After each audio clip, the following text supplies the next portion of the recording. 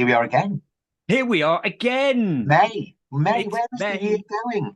Hello, everybody. Hello, listeners, everybody. Welcome to the CX Podcast R&R with my good self, Richard Knight. And my even better self, Ryan Huxtable. That's not getting boring, that, is it? It's not getting boring. I say every month. Every month. Yeah. And I have a little chuckle to myself, and I'm sure all of our listeners, get themselves off the floor and go, oh, that Ryan. What a comedian. What a comedian. That's the reason they listen to this podcast, is because it's just so funny, yet enlightening about all things customer experience, isn't it? And our reach is forever getting bigger. I had an email this week about us being listened to in the United States again. So we are international. Oh, I love it. I love it. I'm surprised they can understand what we're saying, though, particularly if we start speaking in the proper language. Look, down here in the West Country, because that's what we're doing. We're warbling. We're warbling. Anyway, what are we warbling about this week?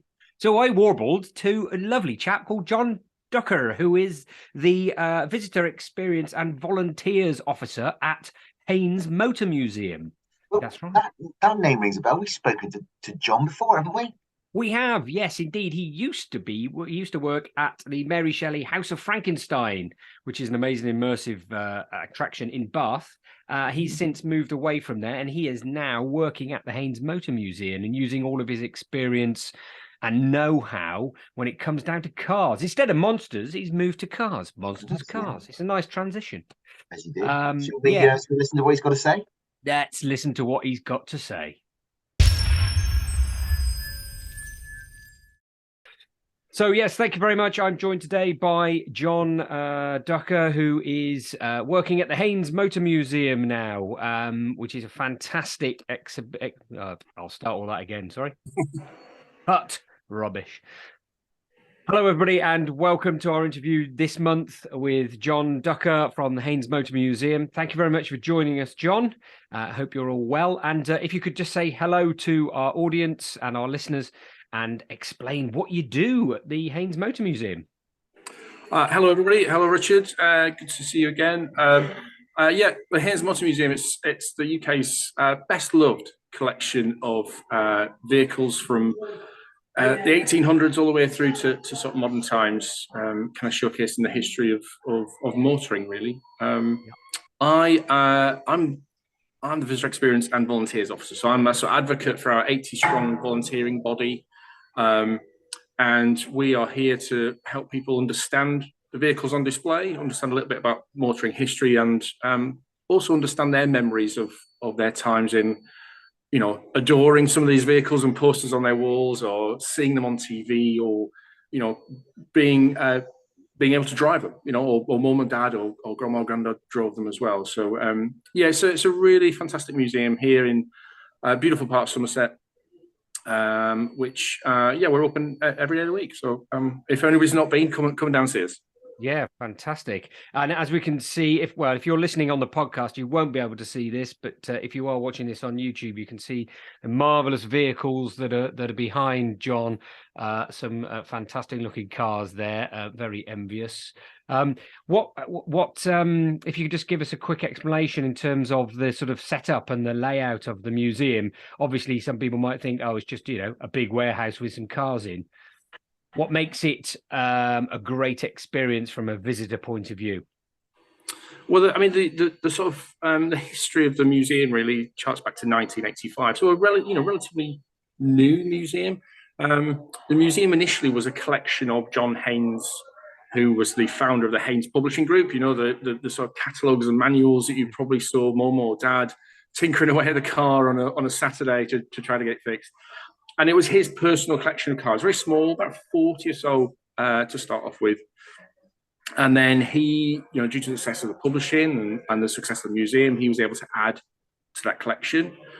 We also accept donations as well. If, for example, mum's passed and her pride and joy Mini is in the garage, and we have a collections kind of list, really, because there are vehicles in this collection. There are vehicles that we don't have in this collection and we'd like to add to it. So to fill in some gaps in time and also stories as well. Mm-hmm. It really is you can get so close to the vehicles. Some you can even sit in from time to time as well. Whilst it is a predominantly static collection, we also do have running vehicle displays in the summer when people can see some of the vehicles in this collection drive. And some of our volunteers will drive those as well. And we have, as I said, we have a great group of volunteers who will help you get a little bit closer to these vehicles, understand not only the kind of technical specification, the design, but also just help you with some memories, And it's a really lovely shared experience, particularly in our galleries where we've got lots of cars from the 60s and 70s. Many of our visitors will remember driving them or being sat in them on picnics or trips to the seaside. Yeah, fantastic. It's a really interesting one, actually, and something that myself and Ryan talk about a lot on our podcast is around that connection from a memory point of view that creates a fantastic experience. And when you've got something as real and as tangible as cars, because we've all been in them, we all know about them, we've all got our favorites, the ones we don't like, etc., etc. You've really got something that can provide a fantastic experience for all of your visitors. And I'm sure they don't need too much more to make them go, wow, this is great. But like anything, and we talk about this a lot, times are changing. Everything is moving forward, and what with technology and all of those sort of things. How has your approach to your visitors' experience changed recently? Or has it? Is it just as it is before because it works well? Have you got a view on that? Yeah, so certainly in my time here at the museum, we are every day seems like we're changing and adapting, just little sort of baby steps, because we know that there are a lot of vehicles in our collection which are maybe a little bit, people can't see around them. They are sort of static, and as you can see behind me, we've got a few sort of blank walls. So we're trying the next few years. We're going to try to really tease out some of the stories from all of the vehicles. Really, redisplay them in a different way. But the cost of living, inflation, these are the sort of external factors that we have very limited control over. For us, it's about really digging deep into the data that our visitors give us on our survey. Also, in the discussions that our volunteers have, they're all encouraged to, pass on that feedback. And then how can we make those sort of value for money transactions? Leisure spend is tough at the minute. People are really looking what's in their pocket.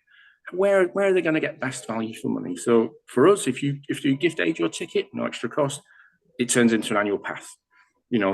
And our events that we put on, our family trails, our running vehicle displays, they're free, So you could come every week if you wanted to, every month, and see something different. You'll have a different interaction. You'll get to see a different vehicle on display, or you get to do a different trail. So really, we're always meant to listen, but this is now more than ever. If we don't listen now, we are not going to have a successful year. So so that's we are. Our ears are wide open. And that again is a fantastic thing that we're always talking about from that feedback point of view. And it's really interesting you mentioned that actually doing something with the information is the key thing as well. And a lot of time organizations will ask, but then it gets put in a drawer and nothing ever changes. So keeping that moving forward is really interesting. Beyond, and obviously listening to everybody about the whole experience is a key part. I know I've been down in the past, and you've got your restaurant as well. How is that going in terms of that sort of experiential piece? Is that moving forward to fit in with other stuff that you're working on, or is that still providing you with a good experience in terms of additional side of things, along with the shop as well? Yeah, I mean this obviously, despite, as we mentioned, the spare money people have in their pockets, the leisure thing, we are, those sort of pocket money little cars, little sort of Hot Wheels, cold matchbox type cars, that we want visitors to go away with a little souvenir, of course, but something meaningful, and we've seen some really good sales, in terms of the shop. I think people are, because of the product we stock, it's like, yes, I I will buy that. It's their visit and that gift becomes part. It's combined. It is very much almost back to the old sort of souvenir things that people are. It may be a car that they could buy on an online retailer or another shop. It becomes part of that visit. Can you remember when we went to Haines and we sat in that car, we saw that car, and look, I've got the model of it here. A cafe as well as cafe changed really with COVID. Still with us and lurking in the background, but like many, we changed how we present our menu and what we do. So very many people may remember coming to Haines and having a nice sort of meal. Well, I remember visiting. Now we're sort of more sort of grab and go, which sort of fit with the sort of value, not value for money, but fits with those sort of pocket busting things. So a meal's quite an expensive thing. Here you could grab a sandwich now, a drink. We've got some lovely outdoor space at the front and the back of the museum, so people can sit down. They can supplement possibly a picnic. We love people to bring picnics along. We've got a lovely picnic space out front. Great. And like today, the sun is shining, so it's a perfect space. So it's that sort of, you can have a really nice filling sandwich, cake, coffee, soft drink, but you can also supplement your food as well. And it's been really popular because we can speak to and serve more visitors better, so their experience of coming in, getting what they want at the time they want it, and then eating it, outside or inside our cafe, rather than having to wait for a meal and when's it going to come, etc. So that's been really popular. That's fantastic. Again, in terms of those options for people, so that they can almost tailor their visit to suit their requirements, is something that we see across multiple sectors. From a leisure point of view, yes, very different. It's the weekend. It's something that people are choosing on doing rather than professional services side of things. But there is still that choice piece.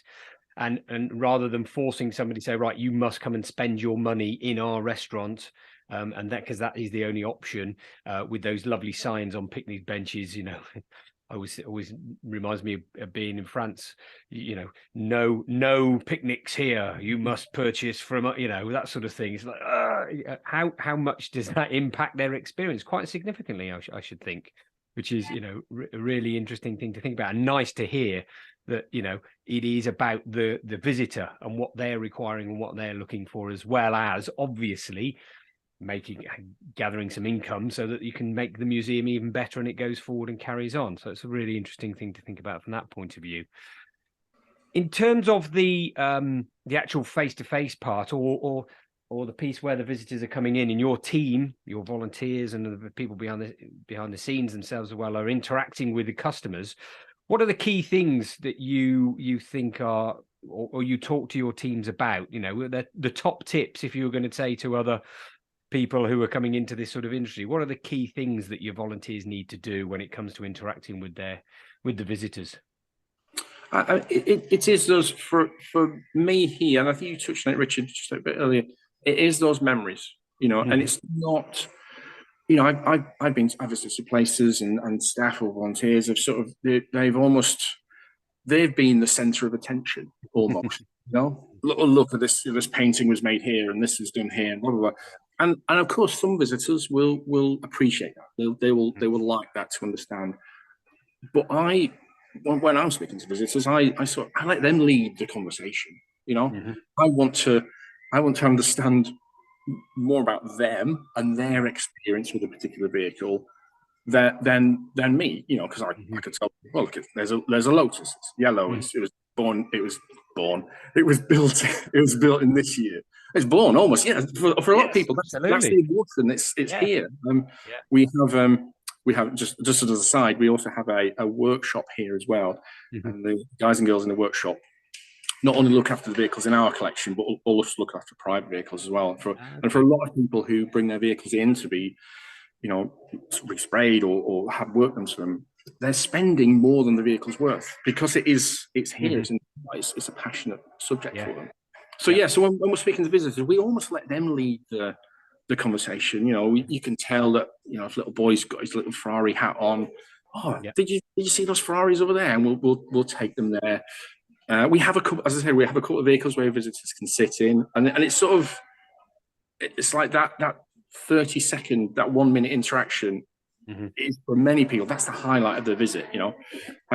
So we're just there almost, and if people want to have a little chat with us, we'll have a chat with us. If they want to have a wander around and take some photographs, you know, soak in the atmosphere, we'll let them do that.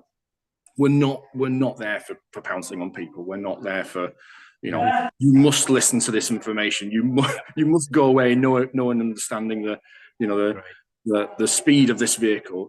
That's not what we're about, you know. Because the cars, as you can see behind me, they speak for themselves, you know. And we're just there to maybe jog a little memory, or, as I said, you know, listen to somebody's picnic story, you know, in the Ford Anglia or what have you. That's what we're here for.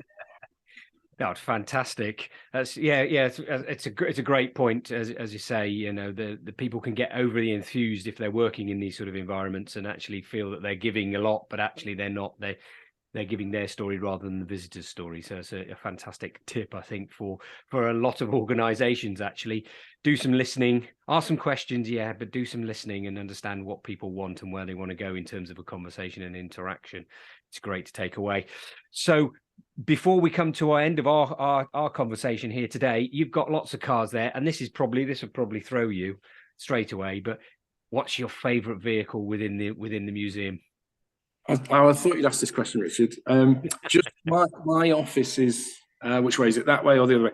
And just outside, obviously being a child sort of born in the 70s and growing up with some great films in the 80s, the Back to the Future films and the DeLorean, they were that little time machine, and I have sat in it, you know, which is a great privilege. So, you know, that said, there is a 1967 Alfa Romeo Giulia that we have. It's just, I could imagine myself sort of wafting, you know, around the lakes in Italy, you know, pulling up to a lovely restaurant, having a little fine wine and a view over the lakes. Nice. That would be the one that, if I was lucky enough to, you know, receive a present, I'd gladly take that one. But the DeLorean will always have it's a iconic vehicle. So absolutely. Oh, fantastic to hear. Jon, thank you ever so much for taking some time to speak to me today. Much appreciated. Enjoy the rest of the cars for the day, and hopefully speak to you again soon. So thank you very much. Thanks, Richard. Thanks, everybody, and have a great year.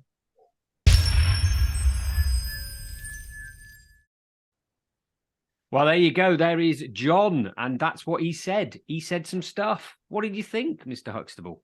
Well, what did I think? There was lots there, wasn't there? Lots and lots and lots there. What I really liked about listening to Jon was his passion for creating an experience. So that and sort of, if memory serves me correctly, that came across actually loads when we were talking to him at the Mary Shelley House of Frankenstein experience. So, you know, you can imagine, can't you, Haines Motor Museums, and I don't want to offend anybody when I say this, could be seen, not suggesting it is, but it could be seen as a bit of a car geek's paradise. Yeah. Well, it is, yeah. I go. Yeah. Lots. Some amazing cars there, some amazing cars. But actually, what struck me listening to was he's trying to make an experience for everyone in the family, you know, day out, you know, looking at, you know, all the beautiful bits of machinery there, but making it more about the experience than actually what's there. Yeah, and we know, speaking about that sort of memory piece and the emotional connection side of things, again, we talk about it a lot, but it's really true, and it's really interesting. Okay, it's within the same arena, you know, that attractions side of things. From a Mary Shelley House of Frankenstein to the Haines Motor Museum, you think, well, yeah, it's the same sector. Of course, he knows, but actually, you know, they're a different offering. It is a different offering, but it's all still based on the same core principles that we talk about a lot.